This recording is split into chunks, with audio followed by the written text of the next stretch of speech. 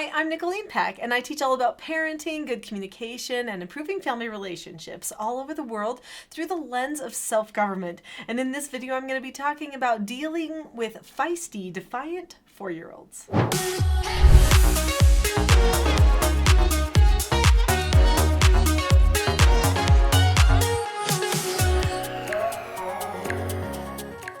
In this video, we're going to talk a little bit about 4-year-olds, 4-year-old behavior, and what we can expect there, and then what types of things that parents can do to help their 4-year-olds conquer some of their troubling behaviors. So let's talk about age 4. What an exciting age.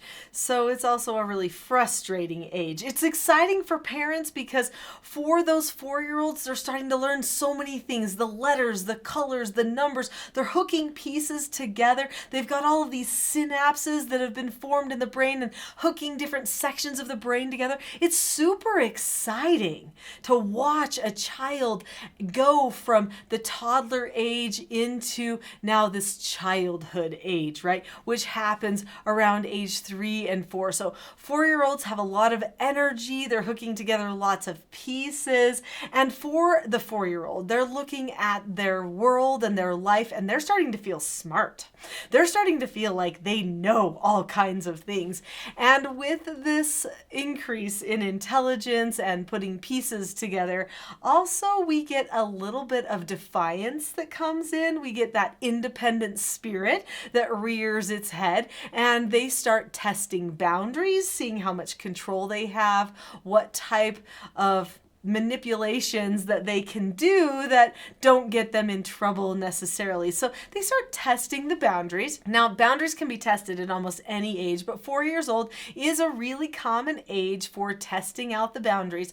Also, age 4, it's super important that they are hyper-focused on what is the right thing to do and what is not the right thing to do. So sometimes they test just because they want to see what it feels like to do something that's not the right thing to do. So they see opposites, very drastic, stark contrasts between objects, between feelings, between relationships, activities, personalities. So they're starting to discern a lot more. So there's a lot of brain development that happens right around this time as they're hooking all of these things together. So it's important to recognize that some of the things that they do are just because they are trying things out, they're curious, they're testing the waters. So they do need to have some certain specific deliberate training to help them during this stage so that they don't end up developing behavior that is not okay. Feisty behavior is definitely something that you can see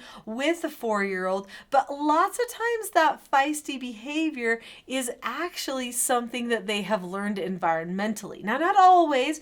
There are strong-willed people, of course, many of them. In fact, I think a lot of our children nowadays are strong-willed.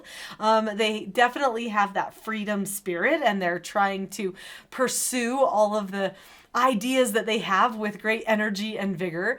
But there are some behaviors, some sassy behaviors, some disrespectful behaviors.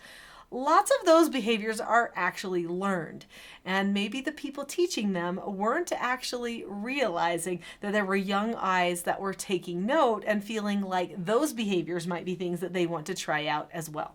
A good example of this is the video that came out years and years ago. Now, it was the one where there's a little boy in a kitchen. He's probably a lot older, and he was talking to his mother, I believe, and he's like, "No, Linda, listen, listen, listen." And somebody is filming the "Listen, Linda" boy, right? And it was hysterical. I mean, rightly so. You see this boy who's actually trying to give a lecture to his mother or whoever is, over him that he's talking to, whoever's name is Linda. And he's doing it in such a way that it seems like he has authority over her, and he's using phrases that at his age, which was probably around age 4, he would not have had those types of phrases in his vocabulary unless he had heard them from somebody else. So he had heard one person censoring another person, or maybe it's happened multiple times in his view. And so when he wanted to be heard, he started to take on that approach that a parent or a grandparent would take on with a child, or an approach to communication that you would take on when you're trying not to listen to somebody else while telling them they need to listen to you at the same time. So that old video actually gives you an idea of how easy it is to train children environmentally and not even realize it. So in that case, they were taking a video because they probably thought, this is hysterical. He thinks he's the mom, or, or the parent or something. And he was completely outside of his role. Now, of course, laughing at it and that kind of thing is not the right way. We don't know what happened off camera, if they corrected him or something. But in that moment, they were surprised enough to take a video at this little guy's behavior. And I don't know his exact age, but he looked around age 4. Because children are starting to put together so many of the pieces to their environment, then at age 4, they start feeling like they want to tell people what to do. And so they assert a little bit of dominance, or see how much dominance that they can assert during this time. It's super important for parents to take action to keep roles in the right place so that the defiance does not increase, and so that relationships are not damaged and the child doesn't develop some bad habits that they're going to have to overcome later, which will actually become more pronounced the older they get. So let's talk about the type of environment and skills that you need to put into place to help your feisty, defiant 4-year-old. But before we do, hit that subscribe button. There's a lot of great video content on here about teaching your children self-mastery, self-government. You're not going to want to miss those, so subscribe now. So what do you do to help this 4-year-old? So at the age of 4, while they're putting together all these pieces of their life, you actually can help them a whole lot more than you think you can. So there's a lot of training, a lot of comprehension that they have that parents probably don't even realize that they have. So you can talk to your children about more things than you think, is basically what I'm saying here. And so keeping that in mind, you want to definitely have a pre-teaching mindset with your children. So what in the world does a pre-teaching mindset mean? That means that you prepare your child ahead of time to connect the dots before they are in the minute where they need to connect the dots, so that they are more successful. So with a child who is maybe starting to experience with defiance and they're being a little bit rebellious or testing boundaries during this stage, what I would definitely do is pull them aside and have a special conversation with them about a behavior. It doesn't have to have just happened. In fact, it's usually better if it didn't just happen. You pull them aside at a time when it is not the moment when they've misbehaved, and you say, this is what I've noticed that has happened. Let's talk about it. Do you see why this might be a bad idea? This is what people think about your behavior and you when you do this. People get annoyed by you, or, people want to reach out to you and help you, or, whatever kind of rationale that you want to give to them. But you explain, this is what people think. This is what your behavior is. Let's talk about better ways to get your way. Let's learn some skill development for that. Some of the best skills that you could be teaching your 4-year-old child are the 4 basic skills. There are 4 basic skills that I have taught my children and all of my foster children that lead them towards self-mastery and putting together so many of the social pieces in their brain so that they learn how to communicate with others in effective ways. The 4 basic skills, and these skill sets that are attached to these 4 basic skills take care of 99% of their behavior problems. The 4 basic skills are taught in these 4 children's books. So this one, London the Ray says, okay, teaches the skill following instructions.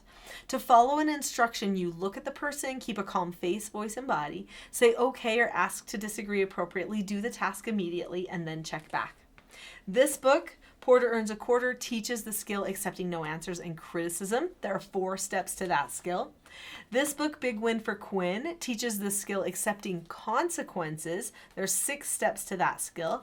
And then finally, this book, Paige Takes the Stage, teaches the skill disagreeing appropriately. And here's a fun fact. I have 4 children, and these are all my 4 children. So our family, there's cartoon pictures of us in these books, which is kind of fun. When a person learns how to disagree appropriately with other people, how to accept no answers, how to accept consequences, how to follow instructions, then that person actually is empowered to have good behavior. So you're giving them content to hook into their brains with all these little synapses. You're hooking pieces together. Oh, you want to get more of what you want? Disagree appropriately. Oh, you want to feel more of a connection during, go to bed time? Then let's follow instructions, right? Let's keep calm, follow instructions so we don't have to have any problems. Now, another thing that's really important about 4-year-olds is being consistent in your feedback to their behavior. So because they are forming all these connections in their brain, it is important that you make sure that you teach them cause and effect. So for a person to learn self-government, they need to learn cause and effect. As well as the 4 basic skills, it's super important to have skills for how you will correct problems, how you will praise circumstances, because if a person's going to learn cause and effect, then they need to see that the good equals good and that the bad equals bad, right? And they're looking for those polar opposites. Remember, they're looking. So we need to be praising the children 6 to 10 times for every one time that we correct them, which means we're going to be noticing all of their efforts and stuff and praising those things on a regular basis. And then our corrections to the children need to be consistent as well. So if we consistently correct our children, they learn cause and effect, and they'll come back to those core 4 basic skills that they need to for success. So it's important that we are consistent in our interactions with our children so that we can help them do much more self-analysis and make better decisions for themselves. Now, all of those skills for correcting the behaviors, praising behaviors, teaching the children, discussing with children, getting them to open up to you, you can find all of these skills and trainings on my website, teachingselfgovernment.com.